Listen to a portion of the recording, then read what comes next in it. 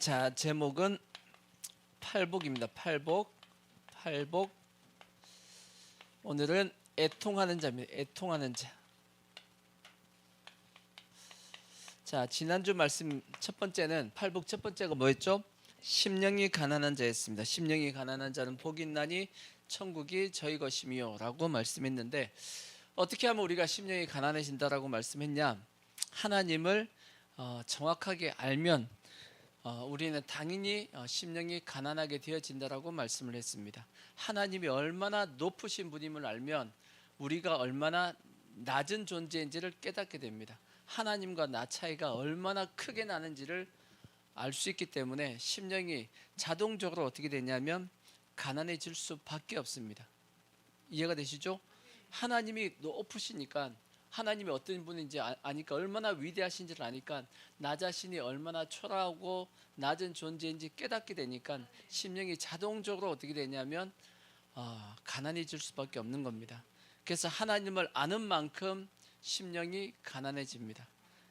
그러니까 여러분들은 어떤지 모르겠는데, 사도 바울은 한번 생각해 보세요. 사도 바울이 하나님을 깊이 알았죠, 그죠? 사도 바울은 하나님이 어떻게 보면 하나님에 대해서 가장, 신약 성경 중에, 신약의 성도들 중에서 가장 하나님에 대해서 안 사람이 누굴까 그러면 사도 바울이 가망성이 큽니다. 물론 제자들도 있겠지만, 근데 사도 바울이 마지막에 자기 자신을 뭐라고 고백했냐? 나는 죄인 중에 괴수라고 얘기했어요. 죄인 중에 괴수다. 여러분은 죄인 중에 괴수라고 생각을 해요?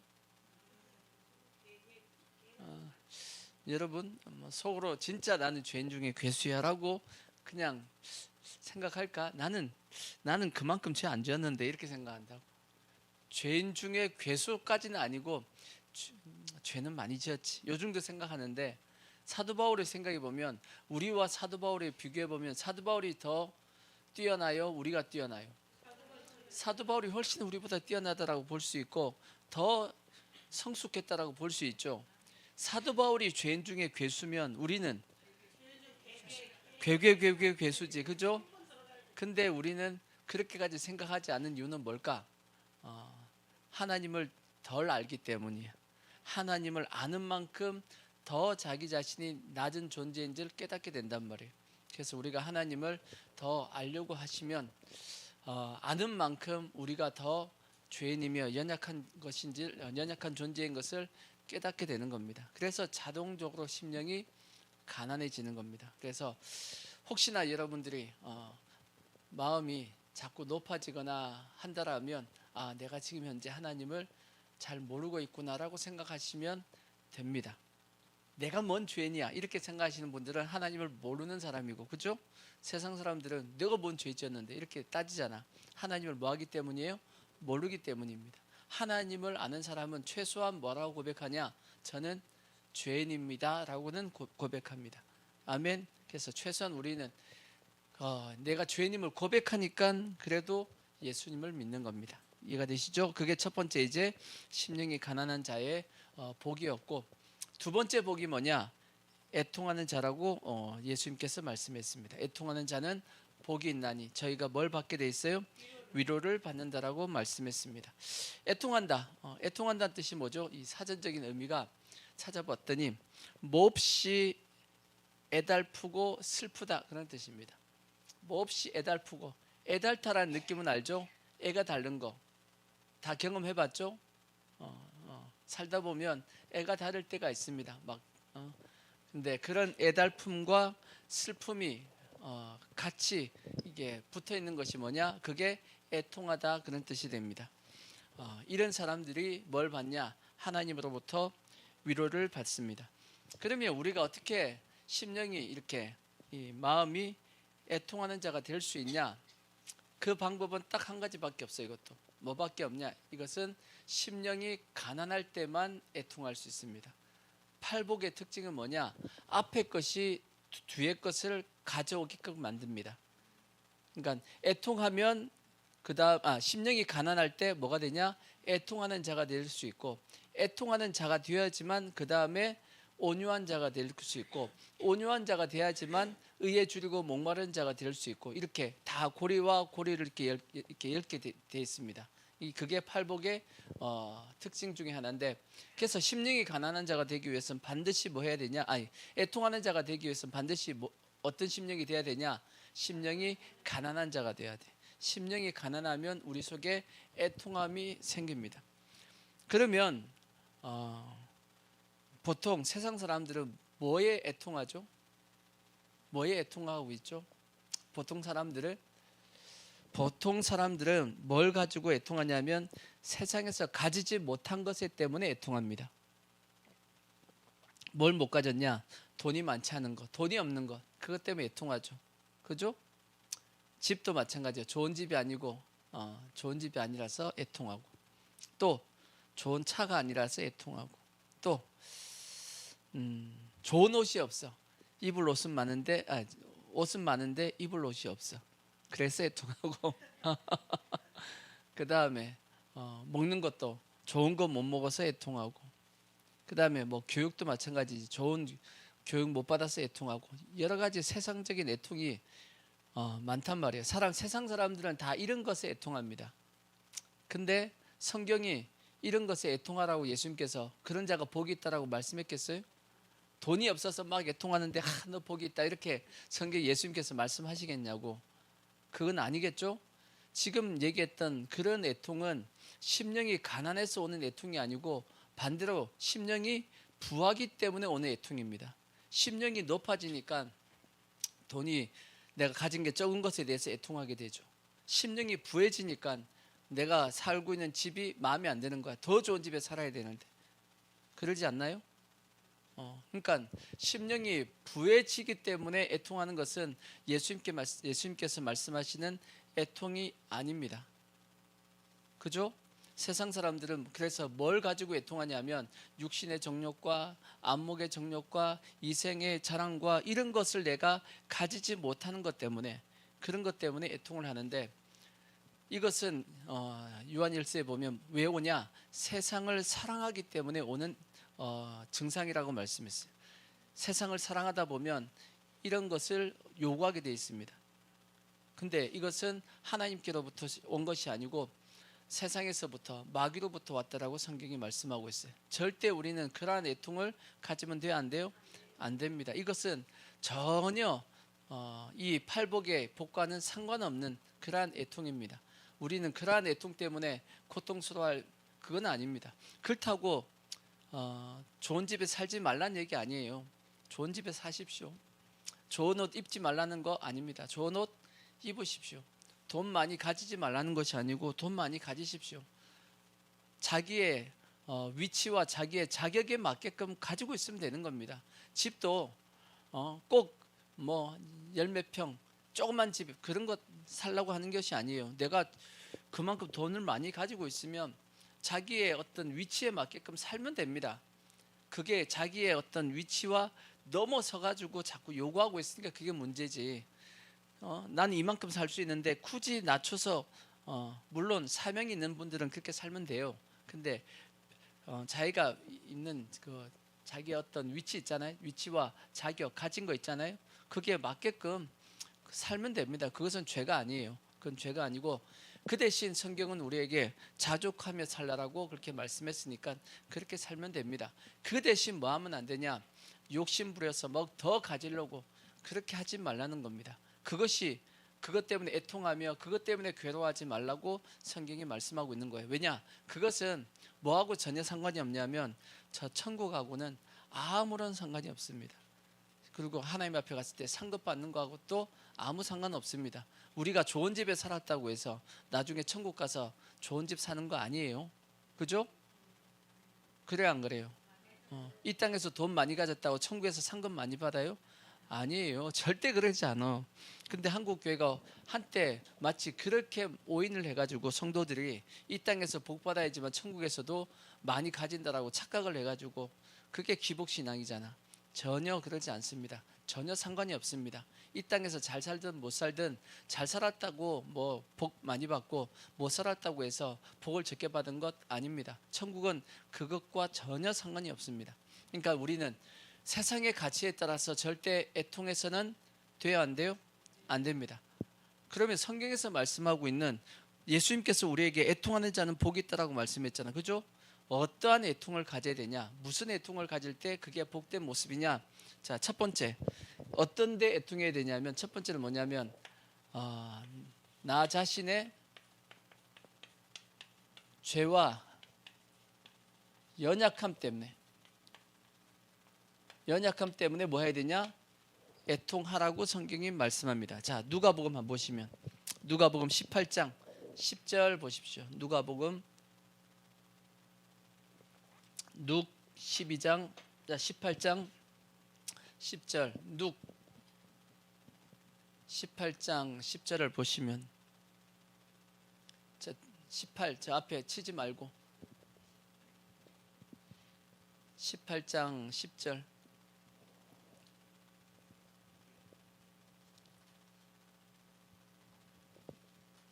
자 보시면 두 사람이 기도하러 성전에 올라가니 하나는 바리새인이요 하나는 세리라.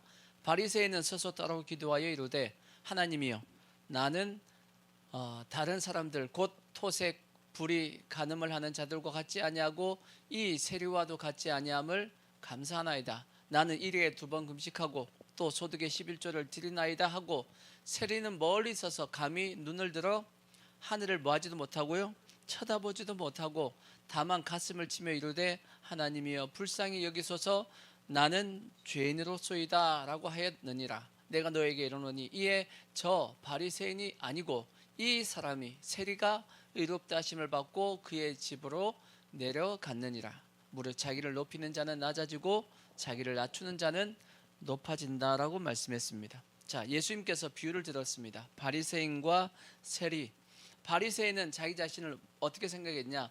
의인이라고 여겼습니다. 의롭다라고 여기고 기도할 때도 어떻게 기도했냐? 나는 저 누구와 같지 않음을 저 세리와 같은 죄인이 아님을 감사합니다 라고 기도하고 나는 일에 2번 일주일에 이틀을 금식합니다. 와, 일주일에 이틀 금식하기가 쉬워요 어려워요? 죽습니다. 어렵습니다. 근데 일주일에 2번 금식을 하고 내가 또 소득의 11조를 주님 드립니다 라고 자기의 무엇을 하나님 앞에 나타냈냐면 의로운 모습을 막 이제 의롭다라는 것을 지적했죠. 이렇게 기도했습니다. 근데 세리는 감히 가까이 오지도 못합니다. 멀리 서서 뒤에 쭉 빠져가지고 고개도 들어요 못 들어요? 고개도 못 들고 푹 숙이며 뭐라고 기도하냐? 하나님 저는 뭡니다? 죄인입니다. 저를 단지 어떻게 여겨달라고요? 불쌍히 여겨달라고 그렇게 기도했답니다. 그랬더니 하나님께서 누구 보고 어렵다고 응답해 주셨냐면 바리새인이 아니고 세리가 의롭다 하심을 받고 내려갔다라고 말씀합니다. 왜? 바리새인은 자기가 연약함을 자기가 죄인임을 인정하지 않은 겁니다. 하지만 세리는 자기가 죄인이고 자기의 연약함을 인정하고 애통하는 마음을 가졌기 때문입니다. 하나님은 이렇게 자기가 죄인이고 연약하고 애통하는 마음을 가진 자에게 뭐라고 얘기하시냐? 너는 의인이다라고 칭해 주십니다. 우리도 마찬가지죠. 그래서 우리가 심령이 가난해서 애통하는 마음을 가질 때 우리가 죄인임을 고백하게 돼 있고 연약함을 인정하니까 하나님이 나를 오히려 뭘로 여겨주시냐? 의롭게 여겨주시는 겁니다. 아멘. 그래서 성경에 보면 이러한 애통함을 가진 사람이 이제 대표적인 사람이 누구냐? 그게 다윗입니다. 다윗이 바세바를 취하고 그의 남편 우리아를 죽였습니다. 큰 죄를 범했죠. 나단 선지자가 찾아와가지고 당신은 이러이러한 죄를 지었습니다라고 딱 지적을 했더니 다윗이 그 앞에서 거꾸러지며 회개합니다. 그게 이제 회개하면서 썼던 시편이 시편 몇 편이에요? 51편입니다. 시편 51편에 다윗이 뭐라고 고백하냐?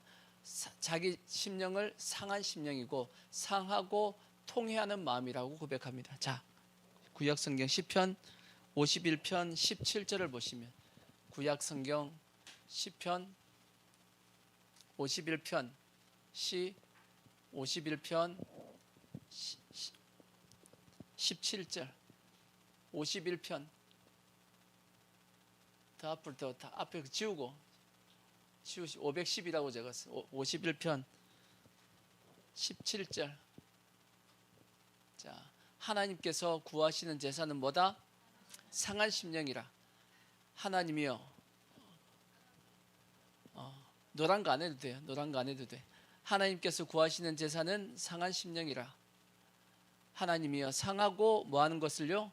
통회하는 마음을 주께서 멸시하지 아니하신다 그랬어. 우리가 뭐하는 것을 상하고 통회하는 마음을 하나님께서 뭐하지 않는다? 멸시하지 않겠다라고 말씀했어요. 그리고 이렇게 이제 회개하니까 바로 나단 선지자가 그 앞에서 뭐 해주냐? 하나님께서 당신을 죄를 용서해 주셨습니다라고 성경에 그렇게 사무엘하에 보면 기록이 되어 있습니다. 그러니까 하나님께서는 우리가 뭐하는 것을 이 상하고 통회하는 마음, 그것이 곧 뭐냐? 그게 애통이에요. 애통.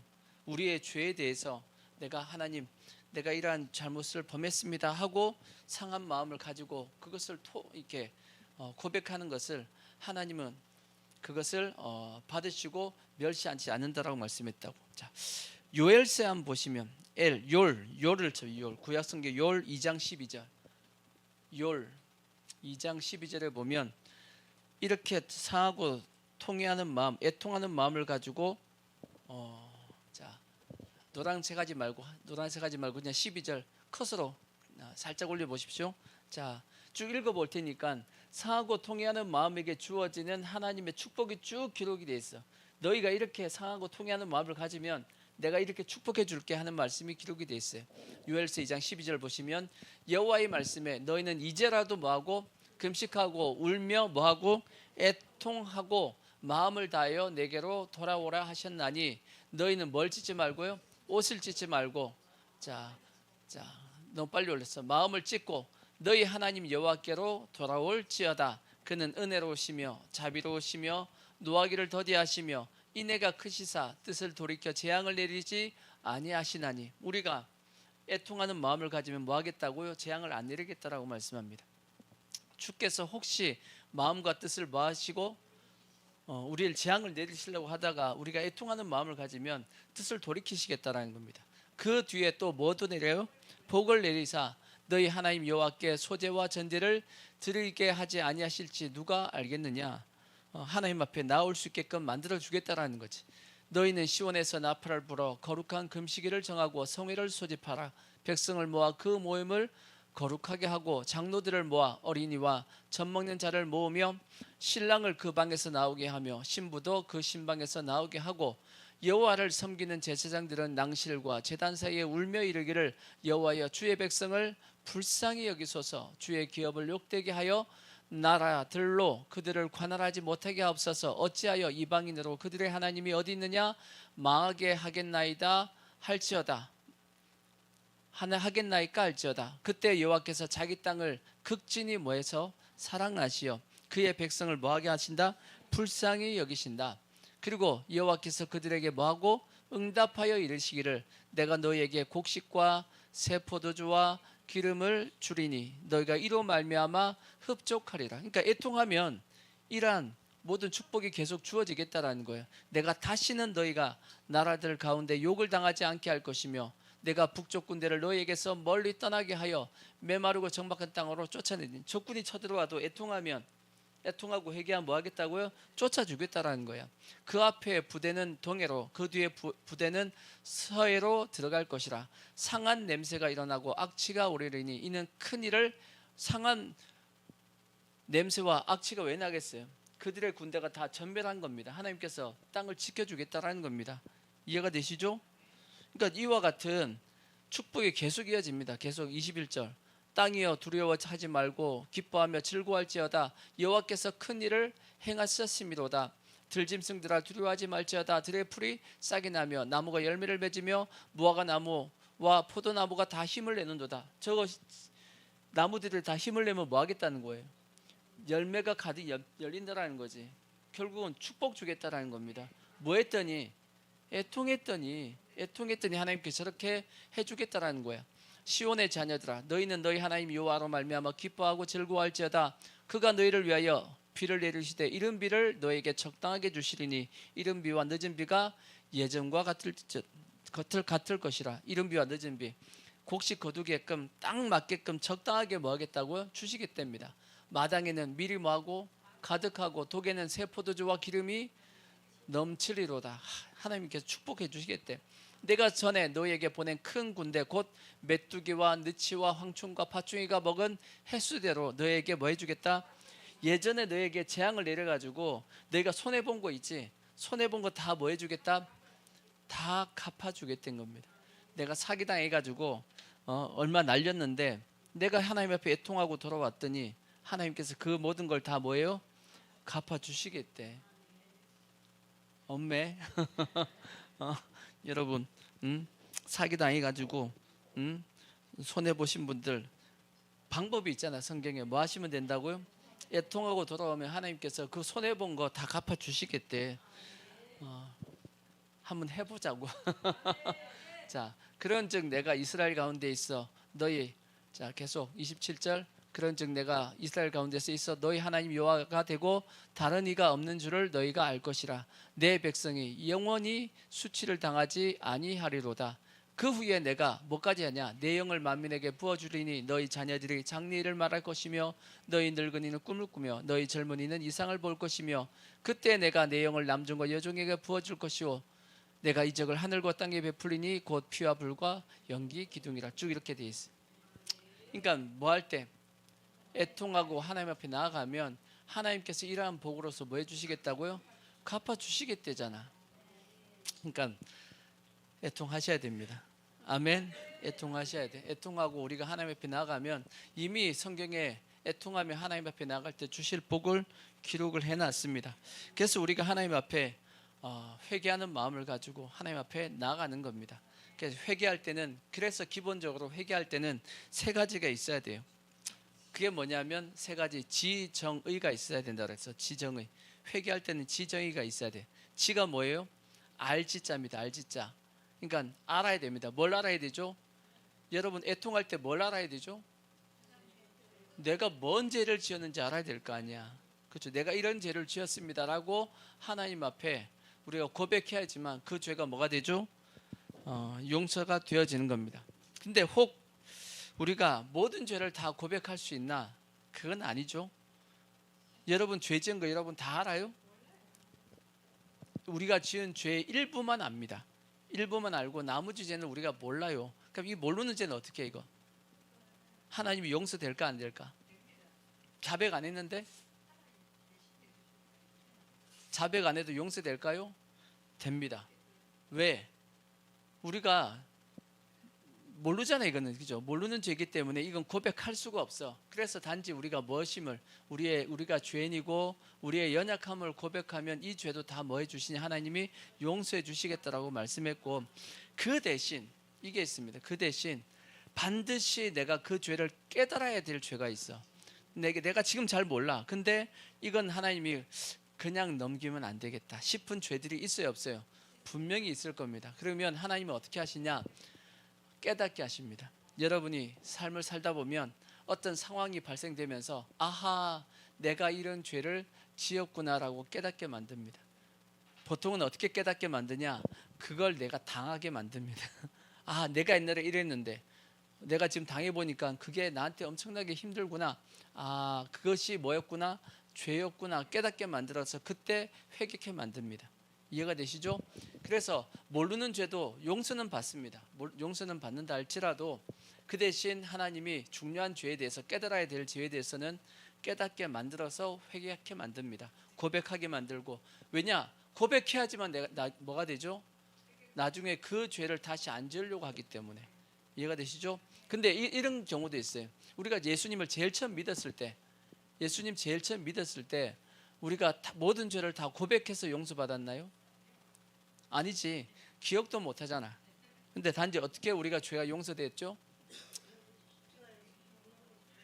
단지 우리가 죄인임을 고백하고 우리의 연약함을 고백하고 모든 죄를 다 용서받았습니다. 그게 가능한 이유는 뭐냐? 예수님께서 우리의 죄를 위해서 십자가에 죽어주심을 통해서 하나님께서 모든 우리의 죄에 대해서 뭐 해주시겠다 그랬냐? 간과해 주시겠다. 모른 채 해주겠다. 넘겨주겠다라고 말씀했거든. 그러니까 우리가 다 내 죄를 고백하지 않았다 할지라도 하나님은 다 모든 죄를 다 용서해 주십니다. 아멘. 하지만 우리는 될 수 있으면 뭐 하려고? 죄를 고백하려고 해야 됩니다. 왜냐? 그게 알아야 될 죄고, 두 번째가 뭐냐면 정이죠. 정, 감정입니다. 감정, 느낌이죠. 느낌이라는 건 뭐냐면 이 느낌이 있어야지만 내가 뭐 하게 되냐면 애통함이 있습니다. 애통함. 내가 죄 지었는데 이 죄를 내가 주님 내가 죄 지었습니다 하고 고백은 했는데 감정이 없어. 그럼 감정이 없으면 죄가 용서됐을까 안 됐을까? 감정이 없으면 용서됐을까 안 됐을까? 그러니까 고백했어요. 고백했어. 뒤에서 자꾸 코 골고 주무시는데 코는 골지 마시고, 자, 이렇게 내가 고백했는데 감정이 없어. 그냥 주님 저 이런 죄를 지었어요 용서해 주세요 하고 예수의 피를 의지합니다 하면 용서될까 안 될까? 용서됩니다. 왜? 죄사함은 감정과 느낌이 아니라 예수의 피의 능력으로 되어지기 때문에 감정은 솔직히 이건 죄사함하고는 상관이 없습니다. 근데 애통함이 있어야 되냐? 이유가 뭘까요? 애통함이 있어야지만 뭐가 없다? 그 다음에 또다시 그 죄를 잘 안 짓는단 말이에요. 애통함이 없으면 또다시 그 죄를 쉽게 짓습니다. 느낌이 없기 때문에 또다시 짓는다고. 우리가 죄를 범하는 것도 한번 생각해 봐요. 똑같은 죄를 계속 범하지 날마다 새로운 죄를 범하는 게 아니잖아. 그죠? 여러분 날마다 새로운 죄를 짓나요? 아니에요. 매일 똑같은 죄를 뭐 하고 있냐면 반복합니다. 똑같은 죄를 반복한다고. 근데 똑같은 죄를 계속 반복하지만 우리가 감정이 있으면 죄에 대한 회개에 대한 느낌을 가지면 애통하는 마음을 가지면 그 죄가 점점 뜸해지겠죠. 간격이 길어집니다. 간격이 길어지고 그러다 보면 죄가 없어지는 겁니다. 그렇게 죄가 사라지는 거지 어느 날 한번 내가 딱 회개했다고 딱 끊어지냐? 그런 죄는 극히 드뭅니다. 그죠? 그래서 우리가 죄사함 받는 것은 예수의 피를 통해서 죄사함을 받지만 느낌, 감정은 필요 없지만 애통함이 있어야 될 이유는 뭐냐? 그것이 있어야지만 내가 죄를 끊으려고 할 수 있는 끊어지는 계기가 되기 때문이에요. 그래서 그 다음에 필요한 것이 뭐냐? 의지입니다. 내가 의지를 가지고 뭐 하려고 그래야 되냐? 끊으려고 해야 되는 겁니다. 이것이 필요한 겁니다. 의지를 가졌다고 해서 또 한 번에 끊어지나요? 또 그것도 아니야. 하지만 계속 끊임없이 뭐 해보려고? 끊으려고 노력을 하는 겁니다. 그걸 통해서 우리의 죄가 멀어지는 겁니다. 근데 문제가 있어요. 의지를 가지고 했는데도 불구하고 죄가 계속 안 끊어져. 그럼 어떻게 해야 되지? 어떻게 해야 되죠? 이건 이럴 때는 어떻게 해야겠어요?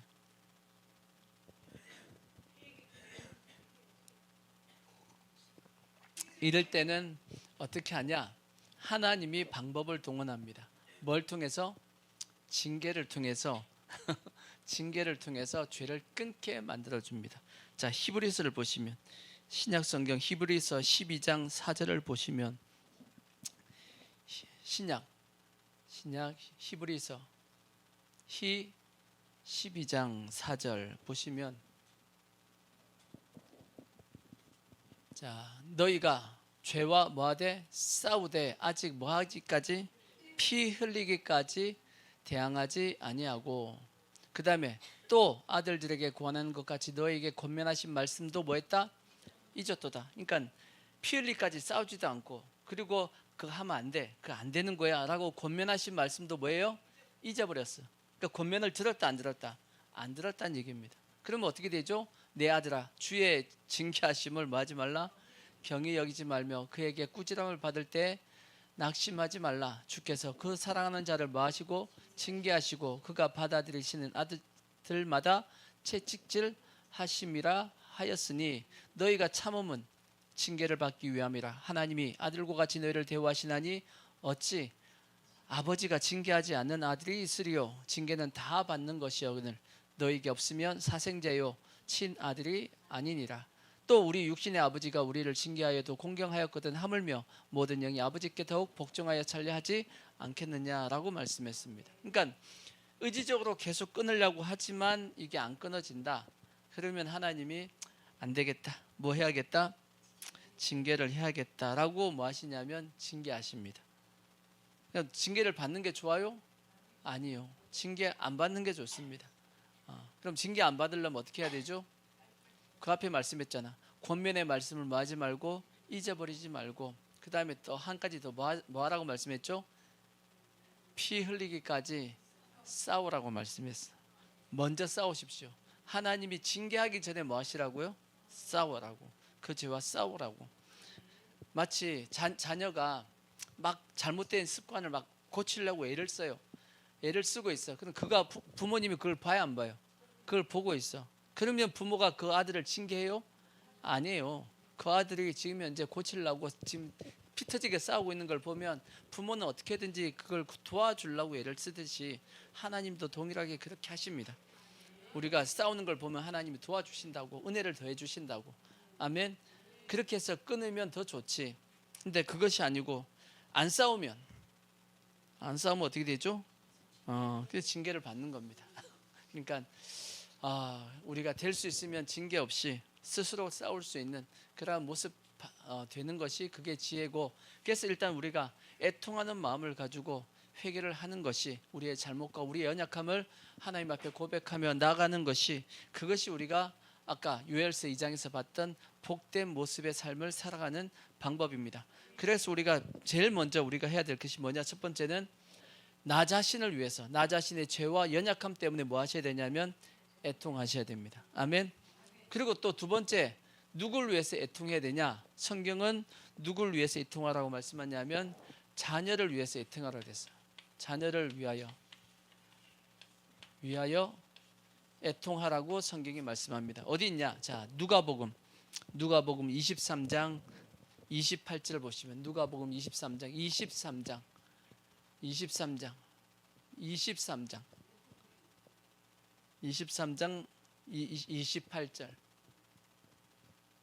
자, 28절을 보시면, 자, 예수께서 돌이켜 그들을 향하여 이르시되, 자, 지우시고, 자, 28절. 예수께서 돌이켜 그들을 향하여 이르시되 예루살렘의 딸들아, 나를 위하여 뭐 하지 말고 울지 말고 너희와 너희 자녀를 위하여 울라. 보라, 날이 이르면 사람이 말하기를 잉태하지 못하는 이와 해산하지 못한 배가, 또 배와 먹이지 못하는 젖이, 해산하지 못하고 먹이지 못한 젖이 복이 있다는 뜻이 뭐겠어요? 잉태하지 못한 이와 해산하지 못한 배와 먹이지 못한 젖이 복이 있다. 뭔 뜻이죠? 한국 속담에 무자식이 상팔자다, 그 뜻입니다. 무자식이 뭐다? 상팔자다라고 예수님께서 은유적으로 말씀을 하셨어요. 자, 그때 사람이 산들을 대하여 우리에게 무너지라 하며 작은 산들을 대하여 우리를 덮으라 하리라. 푸른 나무에도 이같이 하거든 마른 나무에는 어떻게 되리요 하시니라, 그렇게 되어 있습니다. 뭔 뜻이냐? 예수님께서 이제 십자가를 지시고 골고다 언덕에 올라갑니다. 수많은 여인들이 뒤를 따라가면서 막 웁니다. 왜 울었겠어요? 예수님께서 그 고통 당하시고 온 몸이 예수님이 올라가시는 모습 보니까 피투성이야. 채찍을 맞아가지고 피투성인 예수님이 올라가시는데, 또 몸이 이미 지쳐가지고 제대로 올라가지 못합니다. 올라가다가 쓰러지고 하는 그 모습, 그걸 보니까 여인들이 마음이 어때요? 슬픈 거야. 너무 예수님이 안타깝고 불쌍하고, 어떻게 보면 그죠? 그래서 예수님을 위해서 막 울면서 쫓아갔다고. 근데 예수님께서 쓰시더니 돌이켜서 이렇게 돌이켰다고 했어요. 돌아보면서 얘기합니다. 날 위해서 울지 마. 나를 위해서 울지 말고 너와 누구를 위해서? 너의 자녀들을 위해서 울어야 돼 하면서 하신 말씀이에요. 왜 이 말씀을 하셨죠? 왜 너와 너의 자녀를 위해서 울라라고 말씀했냐면, 자, 다시 보십시오. 다시 28절 그 앞에 보시면, 자, 예수께서 돌이켜 그들을 향하여 이르시되 예루살렘의 딸들아, 나를 위하여 울지 말고 너희와 너희 자녀를 위하여 울라. 보라, 먼 날이 온다. 날이 이르면 됐어. 날이 이르면. 이 날이 뭐냐? 예루살렘이 멸망하는 날입니다. 예루살렘이 멸망하는 날이 이르면 이렇게 될 거다라고 말씀한 거예요. 예수님께서 십자가에 못 박히실 때가 약 AD 30년 정도입니다. 근데 AD 몇 년에 70년에 로마의 티투스 장군에 의해서 결국은 예루살렘이 멸망당합니다. 불과 약 40년 뒤에 예루살렘이 멸망을 당한단 말이에요. 그 날이 이르면 애를 못 낳은 사람이 복이 있다라고 할 때가 온다. 뭔 얘기예요? 자녀가 있는 모든 사람들은 다 그 자녀들이 다 뭐한다? 다 엄청난 고통을 당할 것이다. 그 얘기입니다. 너희의 자녀들이 나중에 어떻게 될 거 아니야? 엄청난 고통을 당할 때가 온다. 그 고통이 얼마나 심한 고통이냐? 그 얼마나 심한 고통인지에 대해서 30절 말씀한 거예요. 저 말씀이 무슨 뜻인지 잘 보세요. 이게 그때 사람들이 산들을 대하여 우리에게 뭐하라? 무너지라 하며 작은 산들에 대하여 우리를 덮으라 하리라. 이제 뭔 뜻이에요 저게? 산들 보고 산 보고 우리를 덮으라고 얘기합니다. 산이 덮는다. 그게 뭐죠? 산이 덮는 걸 뭐라 그러죠? 산사태입니다. 산사태. 산이 무너져서 우리를 덮게끔 해달라. 그럼 산이 덮으면 좋아요 안 좋아요? 안 좋지. 산이 덮으면 죽어요. 산사태 나면 그 밑에 사람 죽어. 근데 산사태가 좀 나달라고 기도하고 있어요. 산들 보고 덮어달라 그럽니다. 왜? 이게 뭔 뜻이죠? 죽여달라는 뜻입니다. 죽여달라. 너희들 자녀들이 나중에 뭐 해달라고 기도할 거냐? 죽여달라고 기도할 때가 온다. 그 뜻입니다. 와, 죽여달라고 왜 기도하죠? 죽여달라고 기도하는 이유가 뭐예요? 어떨 때 저런 기도하나요? 너무 고통스러울 때. 또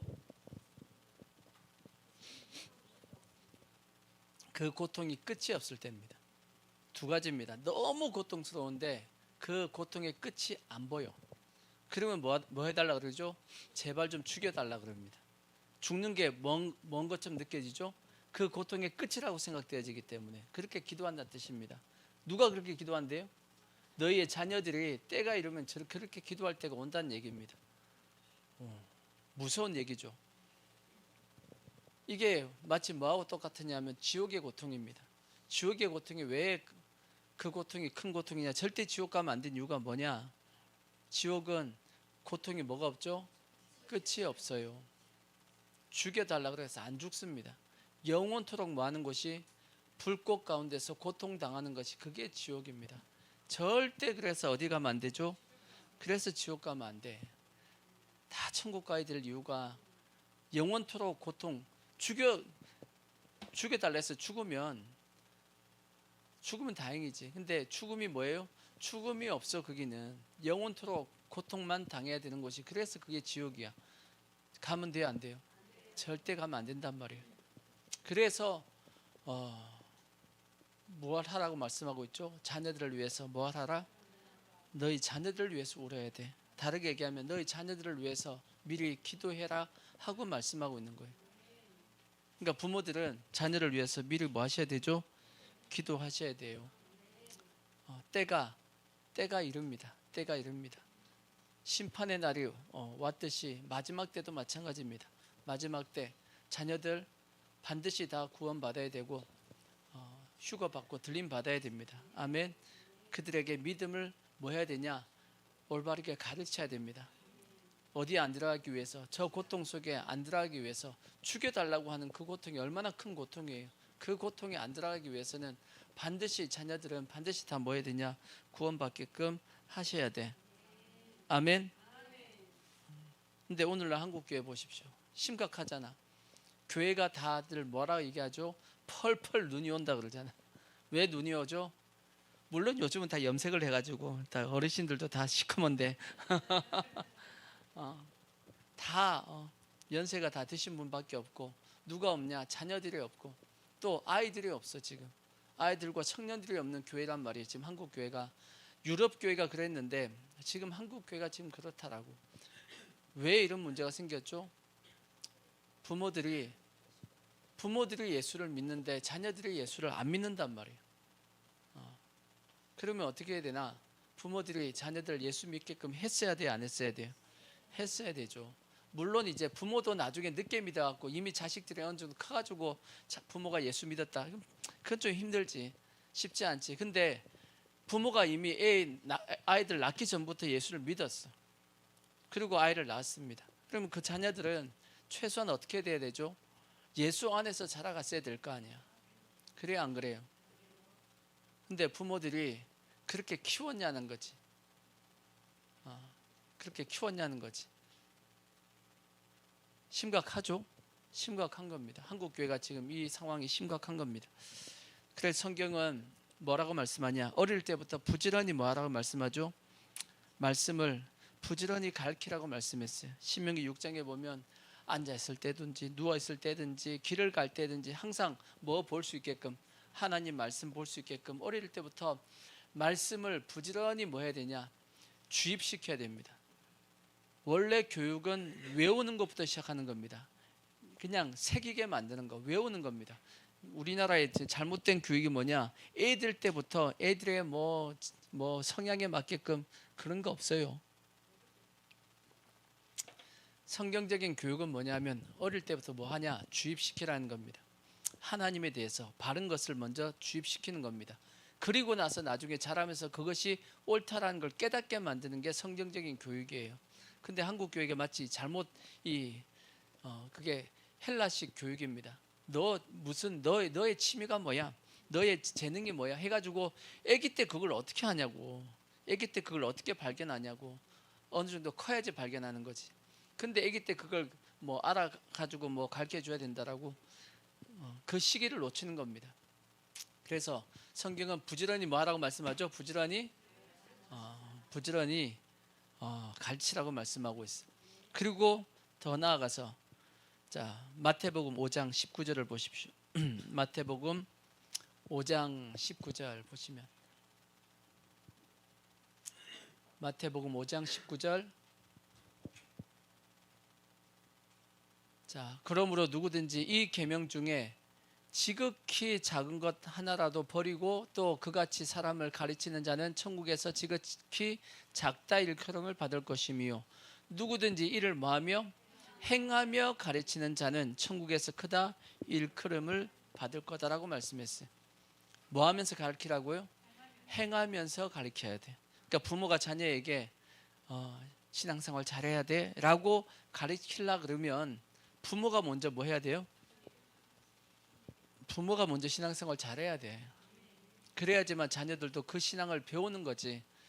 절대 자녀들은 뭘로 따라하는 것이 아니냐면 잔소리 가지고 따라하는 게 아닙니다. 뭘로 따라가냐? 부모의 행동을 보고 따라합니다. 아시겠죠? 그걸 기억해야 돼. 부모들이 잔소리 많이 한다라고 해서 자녀들이 바르게 가는 게 아니고 부모가 바르게 행동할 때 자녀들은 바르게 행동합니다. 알겠죠? 그러니까 잔소리 하기보다는 뭐 하는 것을 본을 보이는 것을 먼저 하셔야 돼. 그러면 자녀들은 그 본을 보고 따라한다라고. 그게 성경이 그렇게 말씀하고 있고. 그러니까 한국 교회 성도들이 잘못하고 있는 게 뭐냐?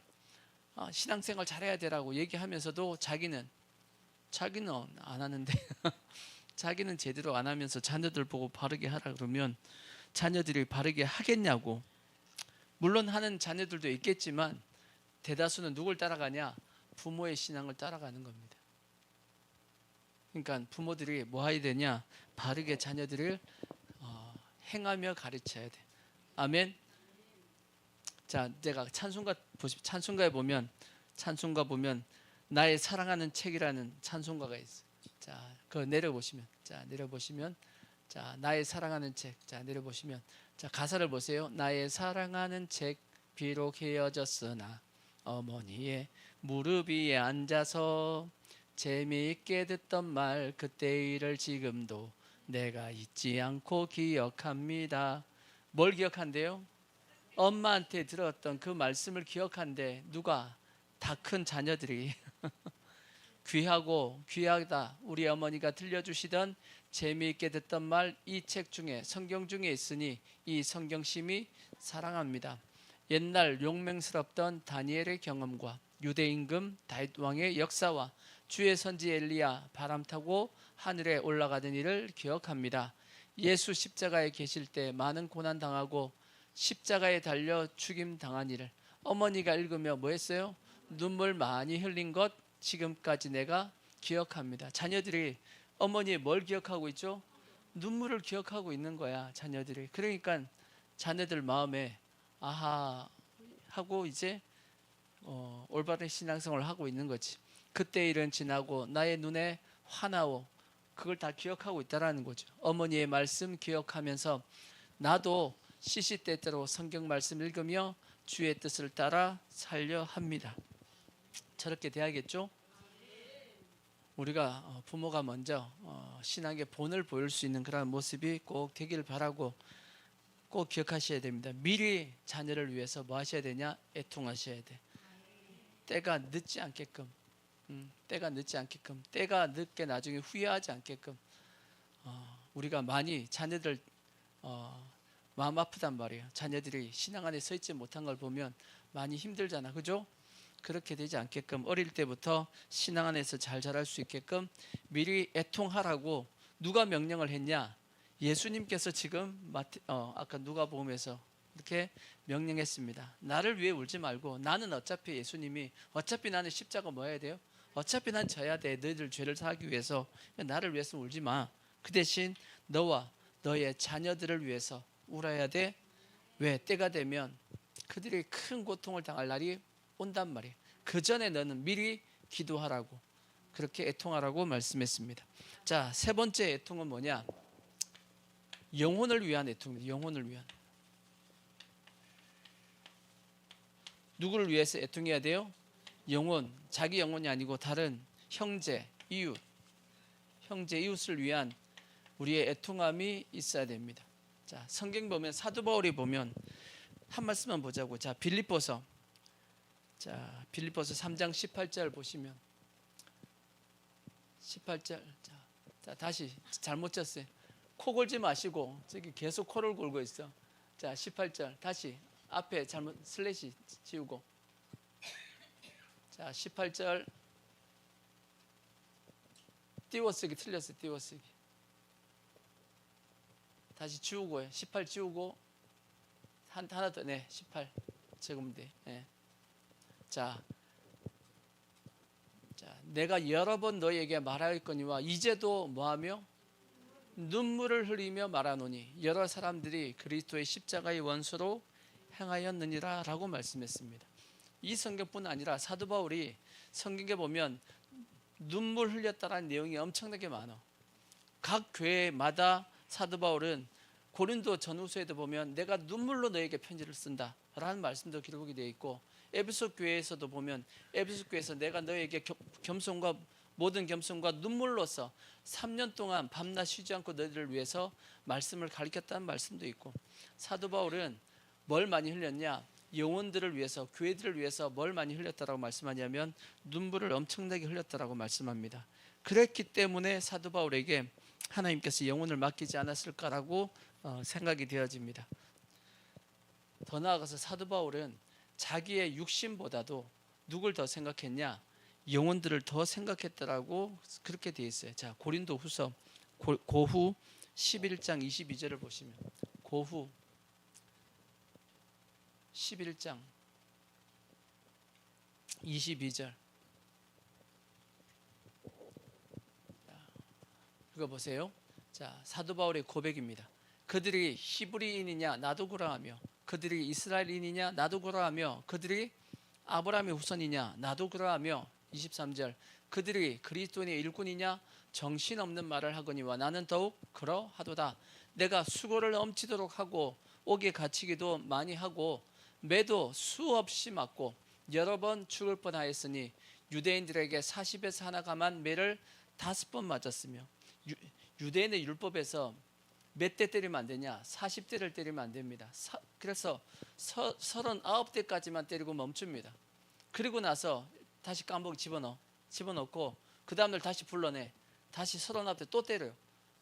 40대 때리면 뭐하니까 풀어줘야 되거든.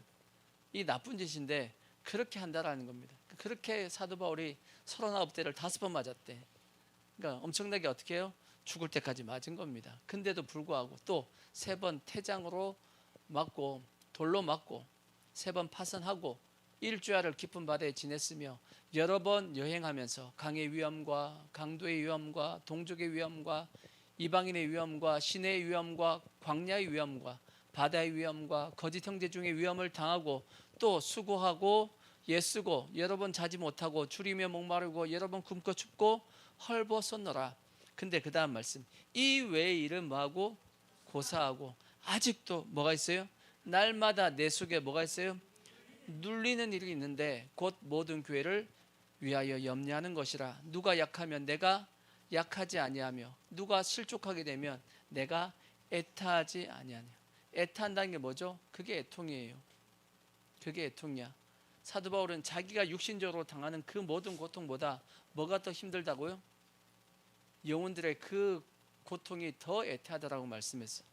그러니까 하나님께서 영혼을 사도 바울에게 맡겼지. 안 그러겠어요? 문제는 뭐냐? 오늘날 성도들에게 이게 있냐라는 거지. 있냐라는 겁니다. 또 목회자도 마찬가지야. 목회자에게도 이런 마음이 있을까? 솔직히 의심스럽다고 이러한 마음이 있는지. 특히나 이 마지막 때가 되면 사랑이 식는다라고 말씀했어요. 사랑이 식는다는 것은 곧 뭐냐? 개인주의가 된다는 뜻입니다. 개인주의. 지금 우리나라 보십시오. 완전 뭘로 빠졌죠? 개인주의에 다 빠졌습니다. 그래서 뭐 하는 거 싫어하죠? 간섭하는 것도 싫고 간섭받는 것도 싫어합니다. 요즘은 신방 안 합니다. 왜? 싫어해. 오는 걸 싫어합니다. 다 뭐냐? 개인주의에 지금 빠져 있거든. 그러니까 이 자체로서 지금 현재 한국 교회가 엄청나게 지금 현재 잘못된 모습이 되어져 버린 겁니다. 사랑이 다 식었단 말이에요. 사랑을 빨리 뭐 해야 되냐? 회복해야 됩니다. 그럼 사랑을 어떻게 회복하죠? 여러분, 하나님 앞에 이 사랑을 어떻게 회복하죠? 사랑을 잃어버렸던 교회가 있다고 그랬죠. 자, 요한계시록 2장에 보면 2장 2절 에베소 교회가 나옵니다. 계시록 2장 2절 보시면, 자 2절 엔트를 두 번 쳤어요. 자, 그냥 올리십시오. 2장 2절 보시면, 자, 내가 내 행위와 수고와 내 인내를 알고 또 악한 자들을 용납하지 아니한 것과 자칭 사도로 하되 아닌 자들을 시험하여 그의 거짓된 것을 내가 드러낸 것과 또 내가 참고 내 이름을 위하여 견디고 게으르지 아니한 것을 아노라. 그러나 너를 뭐 할 것이 있다? 책망할 것이 있나니 너의 뭘 버렸다? 처음 사랑을 버렸느니라. 그러므로 어디서 떨어진 것을 생각하고 회개하여 처음 행위를 가지라. 만일 그리하지 아니하면 회개하지 아니하면 내가 내게 가서 내 촛대를 그 자리에서 옮기겠다라고 말씀했습니다. 자, 어떻게 하면 우리가 이 사랑한 마음을 회복할 수 있냐? 에베소 교회가 뭘 잃어버렸다고 그랬죠? 처음 사랑을 잃어버렸습니다. 근데 처음 사랑을 잃어버렸는데 다시 2절을 보시면 처음 사랑이 없는데도 불구하고, 그러니까 사랑이 없는 거죠 지금. 근데도 뭐는 살아있죠? 행위가 살아있고 수고가 살아있고 인내가 살아있고 악한 자들을 용납지 아니했고 자칭 사도라 하되 아닌 자들을 시험해서 거짓된 것을 드러냈고. 할 거는 다 해요, 안 해요? 할 거는 다 했어. 할 거는 다 하고 있는데도 불구하고 뭐는 없었어요? 사랑이 없었어. 그랬더니 예수님께서 뭐래요? 촛대를 옮겨버리겠다 그랬어. 그러면 사랑 없이 행한 저 모든 행위 뭔 뜻이에요? 의미가 없다는 뜻입니다. 의미가 없다는 뜻이야. 어떻게 하면 우리가 사랑을 회복하냐? 어떻게 하면 영혼을 사랑할 수 있냐? 영혼을 사랑하는 방법은 다른 방법이 아닙니다. 딱 한 가지입니다. 내가 예수님의 사랑을 회복해야지만 영혼에 대한 사랑도 회복이 됩니다. 예수님에 대한 사랑이 식어지면 영혼에 대한 사랑은 같이 식어집니다. 근데 영혼에 대한 사랑은 식어지지만 행위는 남습니다. 행위는 있어. 그렇지만 그 속에 뭐가 없죠? 사랑은 없습니다. 오래된 부부 사이가 그렇게 되잖아. 사랑으로 사는 게 아니라 그냥 정 때문에 사는 거죠. 이렇게 의무적으로 그냥 사는 것이 이렇게 되면 돼야 안 돼요? 그거 안 된단 말이야. 그거 잘못된 거거든. 그러니까 예수님께서 처음 사랑을 너가 뭐 했다? 잊어버렸다. 그래서 빨리 처음 행위를 뭐 하라고요? 회복하라고 말씀합니다. 처음 행위. 처음 행위는 뭐냐? 제일 처음에 너희가 예수님을 만났을 때 행했던 그 모든 행동들 그때는 뭘 가지고 행동했냐? 예수님을 사랑하는 마음을 가지고 행동한 겁니다. 그랬죠? 행동의 모습은 서툴렀어. 잘 모르니까 서툴렀지만 그 속에 뭐가 있었죠? 사랑하는 마음이 있었어. 그랬더니 주님께서 그 모든 행동들을 부족한 것도 다 기쁘게 받아주셨단 말이에요. 시간이 지났습니다. 사랑은 식어버렸네. 행동은 좀 더 고급스럽게 바뀌었어. 근데 하나님이 보고 기뻐해요? 안 기뻐해요? 안 기뻐한다는 얘기예요. 그러니까 우리가 모든 것을 다 뭘로 해야 되냐? 사랑으로 해야 됩니다. 첫째 되는 계명이 뭐죠? 마음을 다하고 뜻을 다하고 힘을 다하고 목숨을 다하여 주 너희 하나님을 사랑하라 하셨으니 이게 첫째 되는 계명이고, 둘째도 이와 같으니 네 이웃을 내 몸과 같이 사랑하라, 그렇게 말씀했습니다. 그게 첫째 되는 계명, 둘째 되는 계명입니다. 사랑을 빼면 모든 계명을 다 어긴 겁니다. 그죠? 율법에 더 중한 바 의와 인과 신은 버렸도다, 그렇게 말씀했어요. 주님이 보시기에 행위보다는 그 중심에 주님을 사랑하는 그 마음, 믿음을 더 중하게 크게 보신다라고 성경이 말씀하고 있다고. 왜? 하나님은 뭘 보니까? 중심을 보니까 하나님은 우리의 마음 없는 행동을 기뻐하지 않는다라는 뜻입니다. 그래서 주님을 사랑하는 마음이 회복되면 뭐도 회복되냐? 영혼을 사랑하는 마음도 같이 회복됩니다. 근데 주님을 사랑하는 마음이 식죠? 그러면 당연히 뭐도 같이 식냐면 영혼을 향한 사랑도 같이 식습니다. 여러분이 왜 영혼을 별로 관심이 없냐? 이런 마음이 별로 신경 안 쓰냐? 영혼을 사랑해야지라고 해서 안 됩니다. 주님을 더욱더 뜨겁게 사랑하려고 하시고, 주님의 사랑을 우리가 깨달아 알면 영혼은 자연스럽게 뭐가 되냐? 사랑하게 되어집니다. 그쪽에서 찾으셔야 돼. 아시겠죠? 그러니까 영혼을 더욱더 사랑하기 위해서, 그래서 예수님께서 말씀했잖아요. 베드로에게 너가 나를 사랑하느냐? 내 양을 먹이라 하고 말씀했습니다. 너가 나를 사랑하면 당연히 뭐 해야 된다? 내 어린 양을 먹여야 된다라고 말씀했듯이 우린 당연히 영혼을 위해서 영혼을 사랑하는 마음, 애통하는 마음을 그래서 가져야 됩니다. 그래서 요한 1서에 보면 뭐라고 말씀했냐? 하나님을 사랑한다면서 내 형제를 미워해? 그것은 형제를 많은 것이 아니다. 하나님을 사랑하는 것이 아니다라고 그랬어요. 하나님을 사랑한다 그러면서 형제를 미워할 수 있다 없다? 없다. 이건 안 되는 거다. 하나님을 사랑하면 반드시 형제는 같이 사랑하게 되어져 있다라고 사도 바울이 그렇게 사도 요한이 말씀한 겁니다. 그러니까 애통하는데 뭘 위해 애통하는 마음을 가져야 되냐? 사도 바울과 같이, 또 예수님과 같이 영혼을 위해서 사랑하는 마음을 가져야 될 것이고, 또 네 번째 뭐에 대한 애통을 가져야 되냐? 이거는 나라와 민족입니다. 나라와 민족을 위하여 뭐 하는 마음을 가져야 되냐? 애통하는 마음을 가져야 돼요. 왜냐? 한번 생각해 봐요. 구약의 선지자들 한번 봐봐. 사무엘 선지자, 엘리야 선지자, 엘리사 선지자, 이사야, 다니엘, 그 다음에 예레미야, 느헤미야, 에스겔 한번 쭉 보십시오. 다 뭘 걱정하고 있죠? 나라 걱정하고 있어. 나라 걱정하잖아. 선지자는 당연히 뭘 걱정하는 거죠? 나라 걱정하는 겁니다. 나라가 잘못되어지면 그거에 대해서 지적해야 돼, 안 해야 돼? 지적하는 겁니다. 그게 정상이야. 안 하고 있으면 그게 직무유기지. 안 하고 있는 게 잘못된 겁니다. 근데 지금 현재 한국 교회는 얘기하면 마치 정치 목차라 그러고 그게 잘못됐다 그러는데 아니에요. 성경 봐봐. 성경에 선지자들 중에 왕이 잘못하고 있으면, 그 다음에 나라가 잘못되고 있으면 그걸 지적해 안 해요? 그거 지적하잖아. 그래서 선지자들이 그걸 지적해가지고 왕이 그 선지자를 죽이기도 하고 핍박을 하기도 하고, 또 그 좋은 왕은 그래도 그 선지자의 그 지적을 듣고 회개하기도 하고 해요, 안 해요? 하잖아. 뭐가 잘못됐냐고. 지적 안 하는 게 잘못된 겁니다. 선지자는 반드시 나라에 대한 걱정을 해야 돼요, 안 해야 돼요? 하는 게 정상입니다. 마찬가지로 예수 믿는 성도들도 나라 걱정을 하는 게 뭐예요? 그게 정상이에요. 수많은 한국에 보십시오. 독립운동도 기독교인들이 앞장서서 했죠. 6.25 전쟁 때도 마찬가지고 성도들이 모여서 기도하고 인천 상륙작전 할 수 있게끔 기도하고 그 모든 작업을 했던 것들이 다 누구예요? 기독교인들이었어. 나라를 살려야 되니까. 이승만 대통령이 또 자유민주주의 건국을 하고 물론 박정희 대통령은 예수 안 믿었지만 그래도 박정희 대통령은 나라를 위한 뭐가 있었냐? 애통하는 마음이 있었어요. 애통하는 마음이.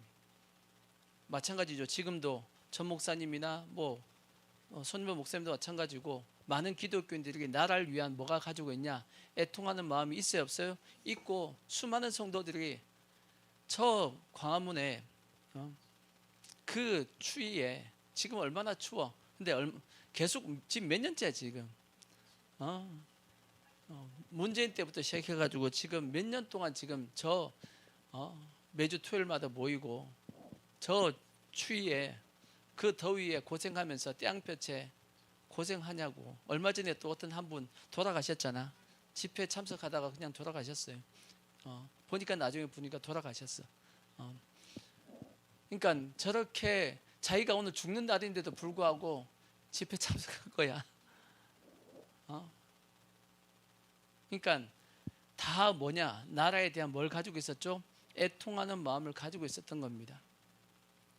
이재명 애통하는 마음 있어요? 나라에 대한? 이번 주에 유명한 말 했죠. 어쩌라고라고 얘기했어. 어쩌라고가 뭐예요? 나는 신경 안 쓰겠다는 뜻입니다. 무책임하고 자격이 없다는 뜻이야. 그런 말 자체 하는 것 자체가 나라가 어떻게 되든 난 신경 안 쓰겠다 그 뜻이거든. 그러니까 나라에 대한 애통함이 있는 게 정상입니다. 목회자도 마찬가지야. 목회자는 당연히 나라에 대한 애통함을 가져야지 기도해야 되고 잘못을 지적해야죠. 성경에 보면 그 지적하지 않은 자들에 대해서 성경은 그 핏값을 찾겠다라고 말씀을 했습니다.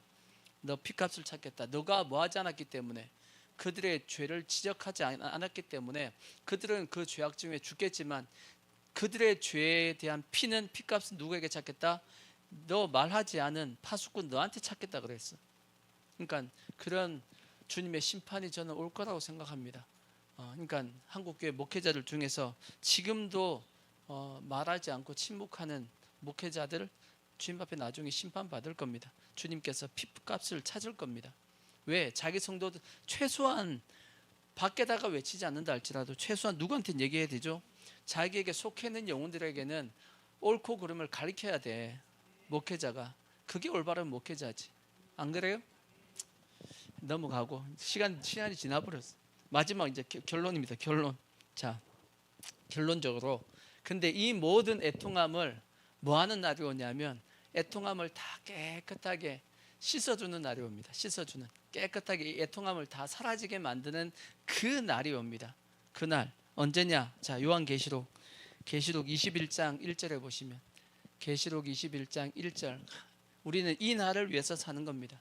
계시록 21장 1절 보시면, 자 1절 한 번만 지셔야 돼요. 다시 올라가시고 1절 보시면, 자, 또 내가 새 하늘과 새 땅을 보니 처음 하늘과 처음 땅이 없어졌고 바다도 다시 있지 않더라. 또 내가 보매 거룩한 성 새 예루살렘이 하나님께로부터 하늘에서 내려오니 그 준비한 것이 신부가 남편을 위하여 단장한 것 같더라. 내가 들으니 보좌에서 큰 음성이 나서 이르되 보라, 하나님의 장막이 사람들과 함께 있음에 하나님이 그들과 함께 계시리니 그들은 하나님의 백성이 되고 하나님은 친히 그들과 함께 계셔서 모든 무엇을요? 눈물을 다 뭐했어요? 그 눈에서 닦아주시니 다시는 사망이 없고 뭐도 없다? 애통하는 것이나 곡하는 것이나 아픈 것이 다시 있지 아니하리니 처음 것들이 다 지나갔다. 이 날이 옵니다. 우리의 모든 눈물을 다 닦아주시는 그 날이 온다고. 그 애통이 다 사라지는 그 날이 온다고. 근데 문제가 있어요. 예수님이 닦아주려고 그랬는데 흘린 눈물이 없어. 흘린 눈물이 없어. 그러면 돼야 안 돼요? 닦아줄 눈물이 있어야 될 거 아니야. 그래 안 그래요? 여러분, 영혼을 위해서 흘린 눈물이 있냐고. 나라를 위해서 흘린 눈물이 있냐고. 그 눈물이 있어야지만 닦아줄 게 있지. 마지막 말씀, 자, 시편 126편 5절, 우리가 잘 아시는 말씀, 시편 126편, 시편 126편 5절. 자, 5절 보시면 한 번 더. 자, 눈물을 흘리며 뭐하는 자가 씨를 뿌리는 자는 기쁨으로 거두리로다. 울며 씨를 뿌리러 나가는 자는 반드시 기쁨으로 그 곡식단을 가지고 돌아오리로다 말씀했어요. 눈물을 흘리며 뭘 해야 되죠? 씨를 뿌려야 돼. 근데 눈물을 흘리며 씨를 뿌린 적이 없으면 뭐도 없죠? 기쁨으로 곡식단을 거두는 일도 없습니다. 주님이 눈물 닦아주실 일도 없어. 어떻게 해야겠어요? 애통해야 될 때 뭐 해야 되죠? 애통하셔야 됩니다. 아멘. 애통하면서 눈물을 흘리면 뭐 하셔야 된다고요? 씨를 뿌리셔야 됩니다. 그래서 주님이 닦아주실 수 있는 눈물을 가지자고. 아멘. 그래야지만 나중에 축복되고 주님이 거두시는 곡식단을 거두고 돌아올 수 있는 기쁨으로 주님을 맞이할 수 있는 그 날이 옵니다. 아멘. 그래서 우리 모든 성도들 지금 애통하셔야 돼. 아시죠? 지금 애통할 수 있는 모습이 되기를 바라고, 그래서 주님이 닦아주실 눈물이 있는 우리 모든 성도들 되어지기를 부탁의 말씀을 드리겠습니다. 아멘. 자, 우리 찬양하겠습니다. 찬양.